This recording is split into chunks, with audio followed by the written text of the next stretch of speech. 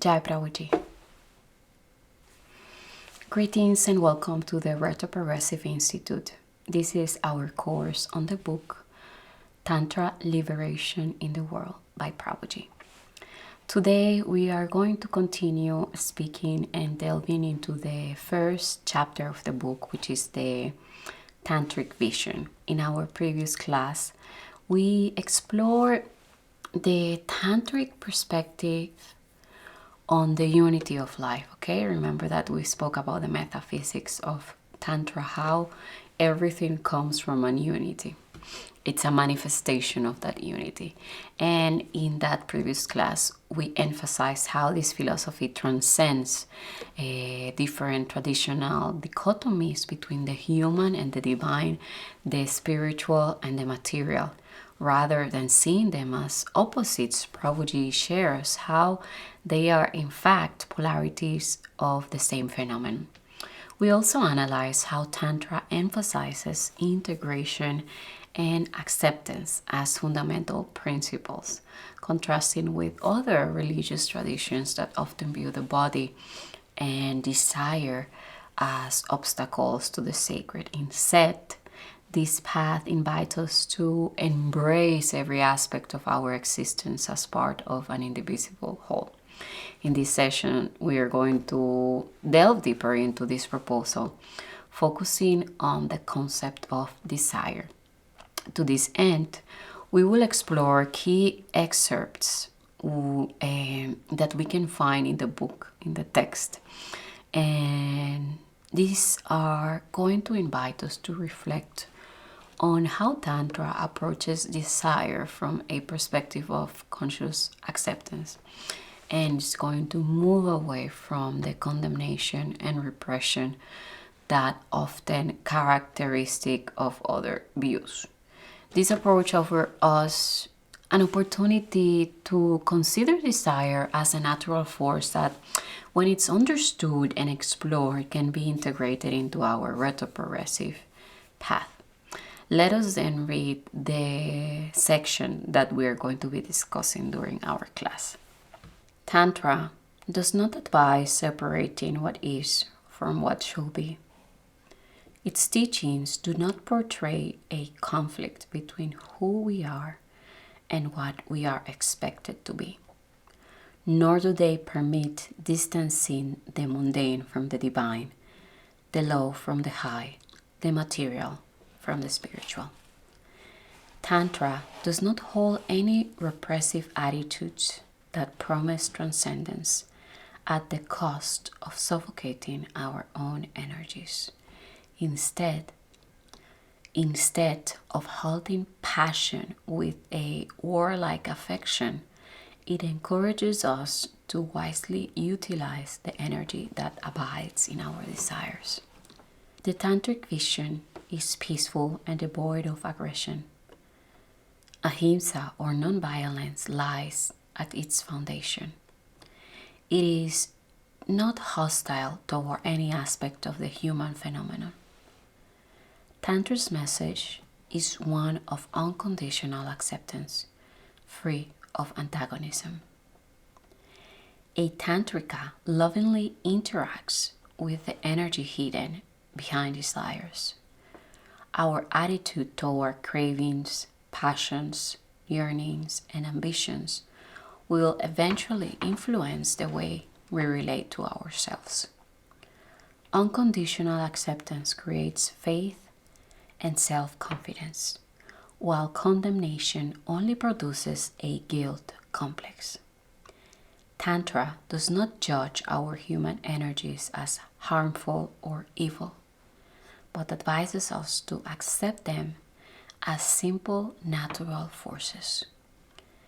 If they are used against us, we will get hurt, but channeled toward our goal, they will benefit us, just as atomic energy is neither useful or harmful. Depending on how it is used, it can power a city or destroy it. When applied wisely, it is incredibly useful. When misused, it is terribly destructive. Unfortunately, humanity often uses the power of desire immaturely, which leads to degradation. Tantra suggests developing an awareness of desires to understand their origins and phenomenology. Without exploring desire, it is impossible to evolve and transcend it. Tantra suggests consciously surrendering to desires and passions in order to transcend them. That is, consciously observing without being overpowered or dragged down. You will discover that you can use the power of desires to advance without identifying with their direction. Desires can be transcended without aggressive struggle. In Tantra, confronting passion will violate the vow of ahiṁsā. While it may not involve violence against others, it is certainly violent toward ourselves. After reading these beautiful fragments where we can already see more in regards to the Tantric vision, I would like us to focus in key statements that will lead our actual class. The first one is the one that said that instead of halting passion with a warlike affection, Tantra encourages us to wisely utilize the energy that abides in our desires. And the other one is that Tantra suggests developing an awareness of desires to understand their origins and phenomenology. Okay, so one direction is saying to use their energy wisely, and the other one that we need to understand its origin and phenomenology. Like these are the two directions that it's giving us. While many times we find this direction of repressing or hiding, or like a violent, an aggressive or negative connotation in regards to desire, here is telling us no, it's natural. It's natural force of humans. So let's, instead of even hiding it or not doing even anything with it because we can also waste it, no, let's use it properly, wisely for our development. Let's understand it, let's explore it, because without exploring it there is not much that we can do, and further in our class we will continue sharing about it. But basically this is what it's saying, and I would like us to delve deeper in the first one, that it's saying that we need to utilize wisely this energy that abides in our desires. I think this statement illustrates one of the unique characteristics of Tantra, which is the transformation of desire into a tool for self-knowledge. I don't know about many traditions that will use the desire for the direction of self-knowledge. So instead of rejecting it, the proposal is to channel its energy consciously, turning it into a driving force that propels our evolution. This vision is also emphasizing that desire, when it's understood and guided wisely, can become a positive force that enriches our experience. Once again, this contrasts with various traditions that urge the rejection or repression of desire, as we have read, commented, and we will continue to explore throughout the book. And as we delve deeper into the Tantra of the retroprogressive path, one of its foundations is ahiṁsā, or nonviolence. We will repeatedly discuss observation, as repressing desire is an expression of aggression and it creates conflict. Thus, the invitation is not to wage a war, but to explore and wisely harness the energy that we can find when the desire arises. Something else that I want us to discuss is understanding the nature of desire, because here Tantra suggests developing an awareness of desires. It's telling us to understand its origin and phenomenology. So for Tantra, the first step into this transformation is to observe the desire without judgments or projection, okay? So this conscious observation allows us to understand its roots and dynamics, helping us to free ourselves from the domination that the desire can have when we don't see it. So we will not be blindly dominated by desire, but will instead use the energy underlying it for our benefit and realization. To explore the desire, I would like us to draw various excerpts. One is from the Ishavasya Upanishad, commented by Prabhuji, and also from the Kundalini Yoga, The Power is in You. Before reading one that we find in the Ishavasya Upanishad, what I wanted to say is that, again, we want to use wisely, and we want to explore the desire, because when we hide it, when we ignore it, there are many things that can come out from that ignoring or that hiding. And later in our class, we're going to understand more what can happen in regards to it. So now I want us to read something from the book Ishavasya Upanishad that says, our original nature of unlimited bliss prompts us to seek happiness and avoid suffering. We are constantly trying to escape the uncomfortable situation of feeling constrained by a form. Nothing and no one in the objective world can free us from the pursuit of pleasure and enjoyment. This destitution is inherent in our slavery. Instead of condemning efforts to satisfy the senses, Vedanta focuses on a deep understanding of the nature of desire. It does not suggest a blind and ignorant repression of desires, but a liberation from constantly pursuing them. Here we see how Prabhuji refers to our original nature of unlimited bliss as that which we truly are. There are, in many occasions, in his lectures or in his books, we're going to find the phrase, what we really are. And this unlimited bliss that he's speaking about is that. This is what we really are. So this original nature is what drives our quest for happiness and our attempt to avoid suffering, or what Vedanta calls raga, which is attachment, and dvesha, which is aversion. So these tendencies are inherent to our condition. These are arising from this sense of lack that we feel when we are confined to a form, despite our true nature being limitless, okay? We are limitless. This is our true nature. But still, we are in this form, and our current condition, we feel this lack. Something is missing.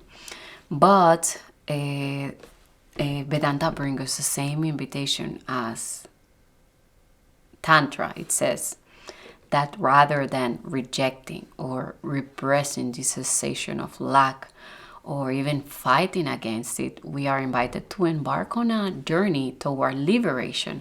And how is the path?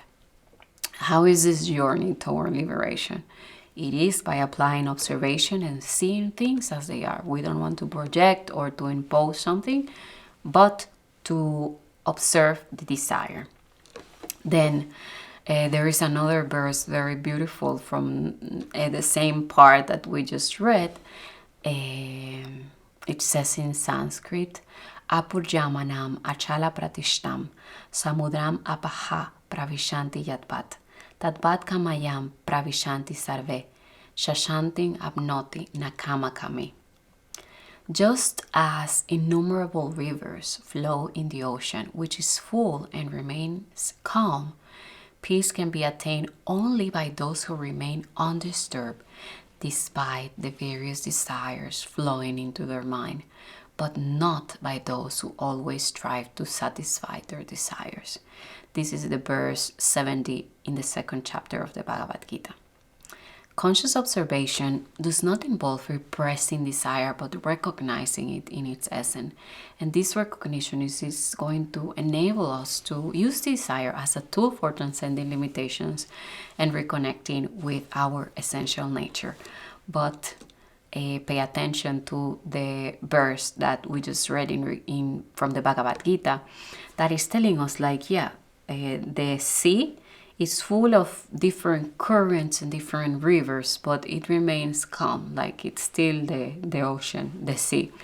But not that person that is pursuing its desire. It's doing efforts to satisfy the desire. So the person that remains like the ocean can attain true peace, or lives in a state of true peace, but not the one that is running or pursuing to satisfy its desire. And we will continue explaining what happens when we embark on the pursuing of desires without actually putting awareness into them.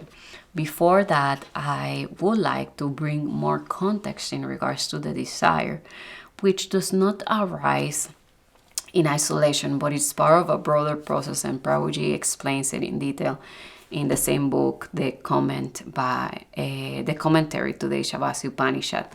And just to summarize, he's bringing a very clear and detailed explanation. So if you're interested, my recommendation is that you will go get the book and read the whole explanation. But to briefly share what is he's sharing with us is the process of an action, okay? In what needs to happen for an action to occur.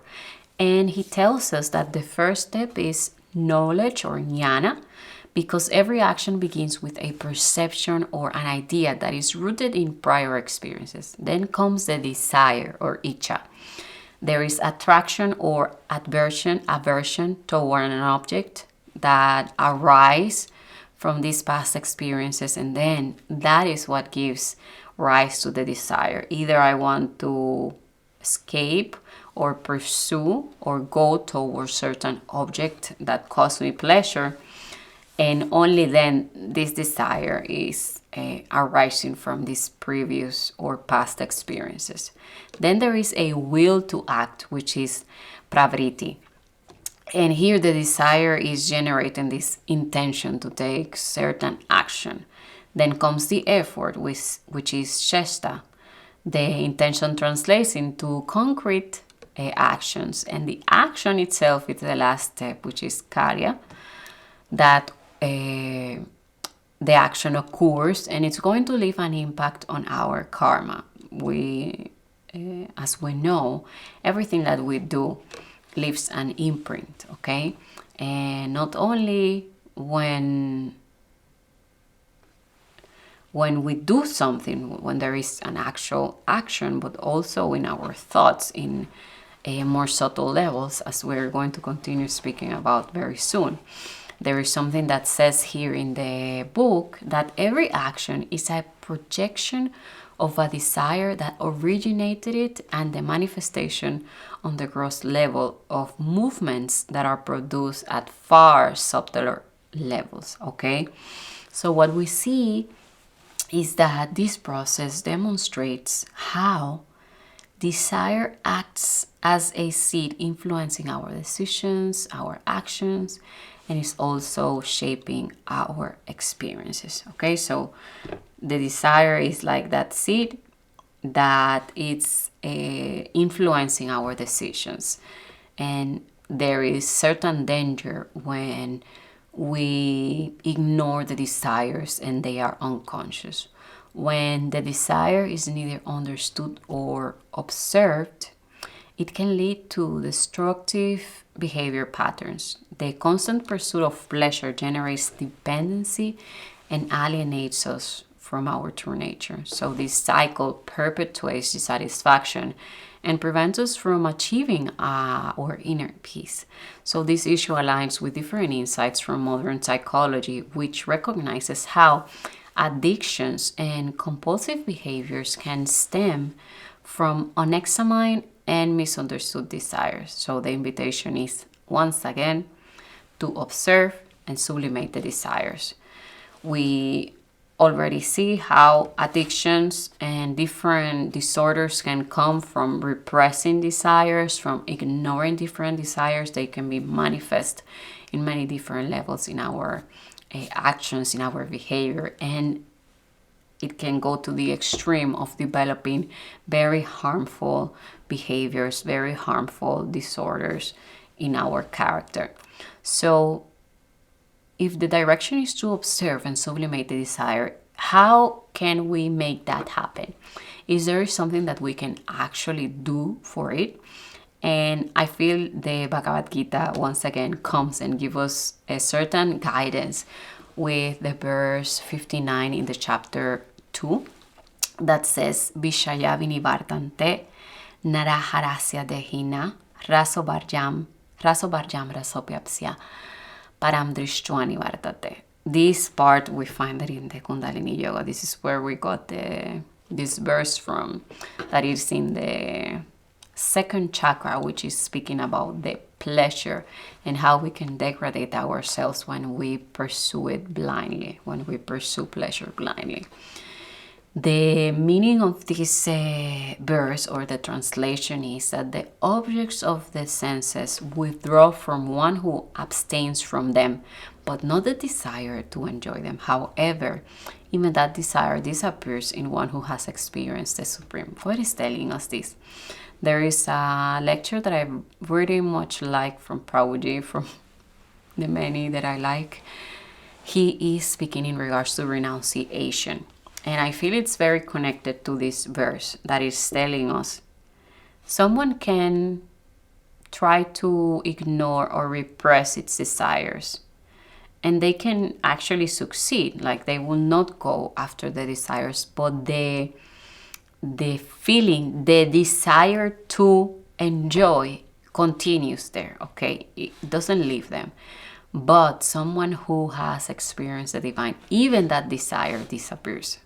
The desire to enjoy disappears. And in this lecture of renunciation, Prabhuji is speaking in regards to how renunciation happens, if it's something that we do. And he tells us how exactly this word that I just mentioned, the word how, it's related to a technique. When we ask for a how, we want a technique. We want to control, to dominate something. And these type of things do not have certain technique in order to achieve them, but are things that happen.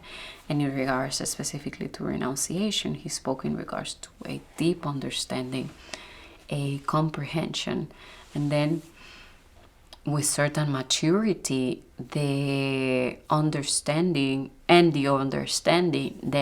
the renunciation happens naturally. It's something organic, like when we are children and we like to play with certain toys. When we grew up, we don't like to play with the same toys. We can have different toys, like a phone or something else, but it's not the same taste. And when we actually recognize the value, the true value of things, then renunciation happens by itself, which is for me very similar to what this verse from the Bhagavad Gita is saying, that when there is a higher taste, the world as we see it loses certain shine. It's not so appealing to us when we taste something from the divine, something from the Supreme. Then that taste comes to bring order and to organize our priorities, and things that looked very important for us in the objective world become even meaningless sometimes when there is this taste of something of the Supreme.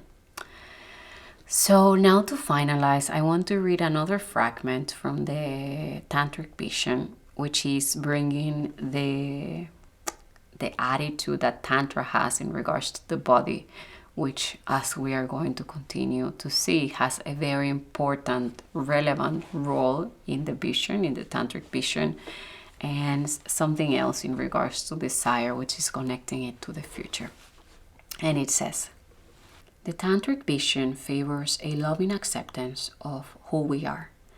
When desire is sublimated, it becomes the key that unlocks the chains. The mundane ceases to be an obstacle and becomes the very path to transcendence. The body is no longer a barrier, but a way forward. Instead of being the soul's enemy, our carnality becomes the bridge to divinity.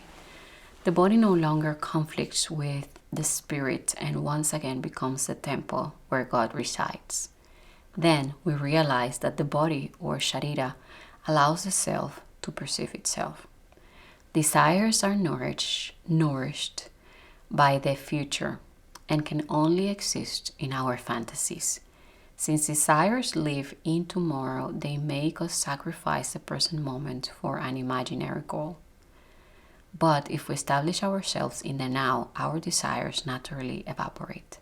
Desire is not eliminated through blind repression, but by being present. That's the first thing I would like us to comment, the desire and the power of the present. What happens because the desires live in the future, and what happened when we establish ourselves in the present. So as we just read, desire, as we highlighted it in this excerpt, resides in projections of the future rather than in the tangible reality of the present moment. So pursuing it disconnects us from the here and the now, and is depriving us of the richness of the immediate experience. Anchoring ourselves in the present then allows desires to lose their power, and they are naturally dissipating.